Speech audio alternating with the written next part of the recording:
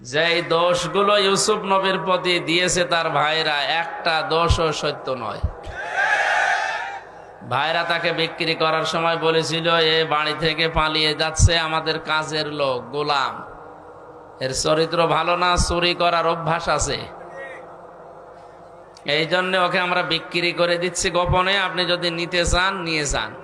এখন বলেন তো, যে দোষগুলো দিল, ও গোলাম ছিল, চোর ছিল, চরিত্র খারাপ ছিল? ইউসুফ নবী ওই সময় কোনো কথা বলেছিলেন? বলেন বলেন, জবাব দেননি। কারণ জবাব দিলে এই সময় হয়তো এই ক্রেতা যিনি আছেন, এই আব্দুল মালিক নামে এই লোকটা চলে যাবে। পরবর্তীতে 10 ভাই মিলে এতক্ষণ তো কুয়ায় ফেলেছিল, এবার মাটির নিচে দেবে। কেউ জানবেও না যে আমি মারা গেছি, কারণ মরুভূমির ভেতরে মানুষ মেরে